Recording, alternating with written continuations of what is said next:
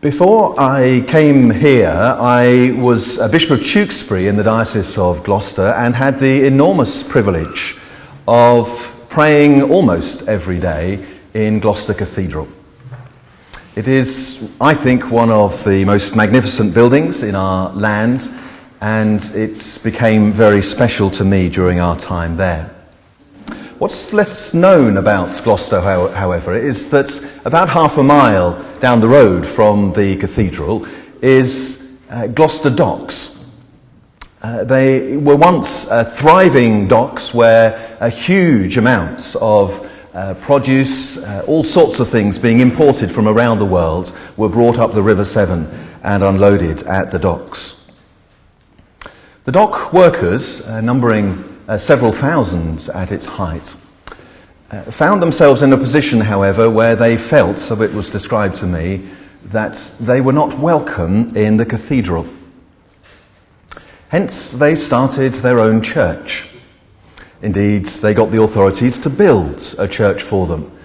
It's called Mariners' Chapel, and it is a little gem hidden among the docks. It's just one example, if you like, of a fresh expression of church, started many, many years ago. Interestingly, just in the last few years, it's been revived once again as a large church from Cheltenham has planted a small group of people into that chapel once again, and it has grown very rapidly now to be a sizable congregation. Another example of a fresh expression of church. There are many more I could give, going back through time, particularly thinking back in my own experience to my time in Sheffield, area dean of North Sheffield, a huge outer housing estate where the Kelham Fathers, as they were known, members of the Society of Sacred Mission, set up a community house back in the 1960s. I was told many stories during my time there of their life and their impact on that local community. An example, if you like, of a new monastic community. So in one sense there is nothing new about fresh expressions of church. But in terms of the emphasis within the life of the Church of England, in terms of the amount of research being done, the resourcing, the learning happening at the moment, this is unprecedented. And the Diocese of Leicester has been at the forefront of much of that learning and discovery. We are one of only 3 dioceses in the Church of England to have set an explicit aim for the numbers of fresh expressions of church that we would like, under God, to see developed in our diocese.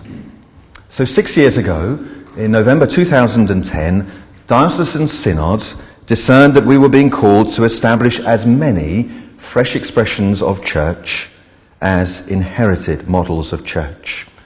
I've read the papers from that time, and I know that at that point, 2010, there were only a handful of fresh expressions of church in the diocese. Well, this summer, we've had some research done. You can find it on our website now, including a video with me in conversation with George Lings from the Church Army. And that research shows that we are now somewhere around the 80 mark in terms of numbers of fresh expressions of church. That equates to somewhere around 400 new people who are a part of these communities. Thanks be to God. The majority of these new communities are led by lay pioneers, volunteers, if you like, giving of their time sacrificially and showing huge commitments to the task. Thanks be to God.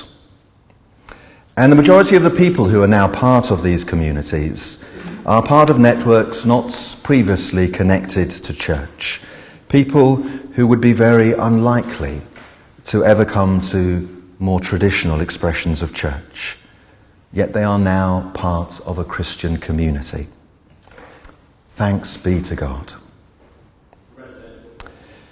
I believe in a mixed ecology church. Gloucester Cathedral needs Mariners Chapel just as Mariners Chapel needs Gloucester Cathedral. They need each other for mutual support, mutual resourcing, mutual learning. And I long to see thriving expressions of church in our rural villages, in our market towns, throughout our urban areas.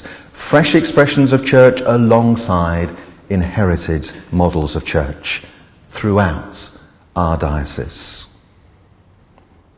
And I also want to say very clearly that this is not an exercise in statistics, in counting, or in management by targets, or indeed in self-congratulation.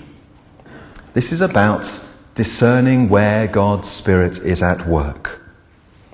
And from my early months in the diocese, I'm very aware of many signs of God's Spirit at work in churches all around our diocese, churches of all descriptions and traditions. And my work and the work of the central services of the diocese is to support and enable that work in all places. Because we all, I know, want to see flourishing local churches where people are going deeper in prayer, lives are being transformed, people are giving themselves in sacrificial service of the poor and the vulnerable, and where the name of Jesus is being proclaimed with generosity and confidence. Fresh expressions of church are a vital part of the mixed ecology of church, and they are central to our diocesan vision and strategy, shaped by God. So under God, I believe we can continue to grow the numbers of fresh expressions of church and the numbers of pioneer ministers. But to do that, I also believe that we will need to look creatively at how we increase the resourcing of those new churches. So in Synod this evening, we're exploring two ideas which are potentially part of that multiplication. The first is about a new praying community at the heart of the diocese, a new monastic community linked to the cathedral and to Laund Abbey, bringing renewal to the life of the wider church. The second is about targeting resources to particular churches, and these will be national church resources, being targeted to particular churches so that they can resource mission and ministry across a wider area. These resource churches will be asked to send out pioneer ministers to establish fresh expressions of church and indeed to train new ministers. We're sharing both these ideas at a very early stage. There's a lot of detail still to be worked out yet. But I've wanted to bring them here and indeed to Bishop's Council and other places so that together we can begin the task of discerning if this may be the right route to begin to multiply the numbers of new churches in our diocese. So I want to invite now our two of our pioneer development workers to come and just say a few brief words about their work over the last couple of years and to share something of their thoughts about where we are in relation to fresh expressions of church.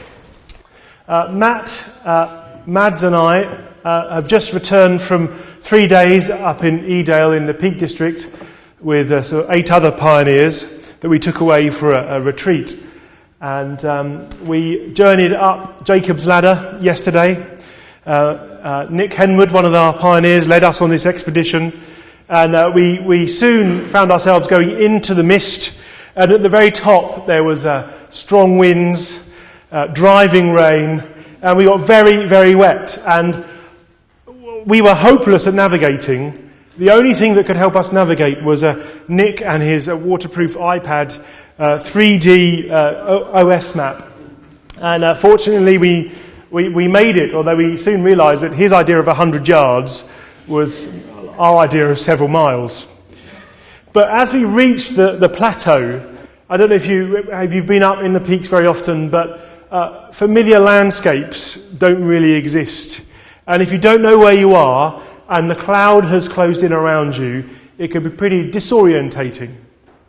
I think for us as a church, We're in a situation like that sometimes in terms of mission. Our familiar landmarks, the way we would navigate, the way that I've navigated my Christian journey and as a member of a church over the years, is not necessarily the same as it used to be. And at the same time, we know our friends or neighbours or work colleagues, our own families maybe, for whom spiritually it's like they're up on the peaks, surrounded by mist and cloud and uncertain which way to go. And part of our task as pioneer development workers is to help churches and to help pioneers begin to navigate their own way through a new mission field, and then also in turn help people who aren't yet followers of Jesus navigate their way as well. In my own role, one of the blessings and privileges of the last year has been to help reshape the Mission Shape Ministry course and start to offer, as we offer, a tailored version of that to individual church communities and groups of people. We say if you can gather half a dozen or so from your church or your benefice or group of churches, we can tailor the input and help you to navigate what it's like on this peak in terms of fresh expressions and what you might start, how you might begin, and why even should we bother to do this in the first place.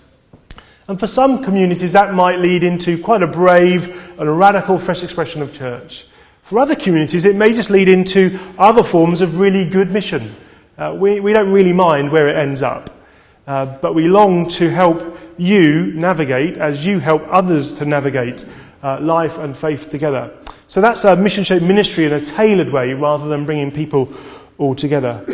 We also had the privilege this year of working with the Church Missionary Society and the Centre for Pioneering Learning out of Cambridge as we give our pioneers opportunities to reflect on their practice and actually to learn more deeply than they maybe have done so before. When you start a fresh expression, you only generate more questions about what is church, what is discipleship, what is worship, what is evangelism.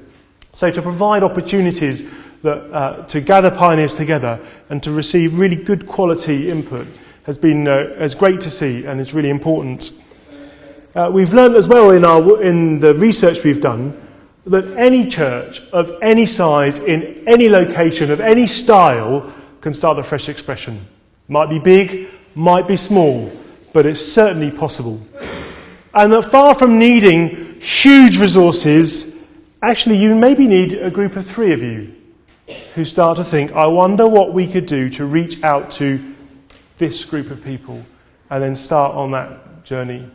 And we can help in that, and we'd like to help you in that as well. Each of us as pioneer development workers, we've been employed for a couple of years now, and we each have a specialist area that we look at. Jonathan was talking a little bit about the research which Matt looks at, and also the sort of more formal education and support that we can give and offer. I work in the area of coaching and practice, and I want to tell you a story. It's the story of the accidental fresh expression. The accidental fresh expression, I learned about it when I was on a vocations day talking to a pastoral assistant who was really quite upset because she said, I think I might be a pioneer and I don't want to be. I was like, okay, well tell me a little more. Well, me and some friends, we've been meeting for the last 4 or 5 years, once a week in Wetherspoons. We drink coffee, we talk about life. These aren't friends that go to church, and we usually pray. I was like, that sounds really promising. I think that may be a fresh expression of church. And she said, but sometimes there's only 15 or 16 of us. Now, we don't want to interfere with that. We just want to pray for it. We don't need to license that lady as a pioneer. We just want to be able to support her in the most appropriate way. And I think my biggest learning, particularly over the last 12 months, is every single Christian community in this diocese that I have gone around has got something that is or is one step away from being a fresh expression of church. Every single community. Because every church represented in this room and every church in this diocese opens its doors in loving service to the community in which it is based. That may be once a month to serve coffee, it may be to talk to people who are recently bereaved, it may be to work with mums and tots. And they are one step away, that intentional discipleship. What is that next step? How do we introduce people to the gospel? And that is the step that people seem to have the most problems with. Because fresh expressions of church do not have to be a whizzy, brand new, additional ministry. We're there already, with a little bit more intention. And that's what I do. And that's what Jonathan does, and it's what Matt does. As we go around these communities, is to prayerfully discern with people which of our loving service to our communities is ready for that next step of intentional discipleship. What might that look like? And we don't know what the resultant community will look like, but how can we support in that? And so being me, that comes with its challenge. And for each of us here tonight, in your communities, in the loving service that you're doing and giving already, which one of those might be ready for that next intentional step to really introduce Jesus and the gospel and what it means to live in Christian community? And whatever we can do to support that, please let us know. But the unexpected, even the unwanted fresh expression of church is there.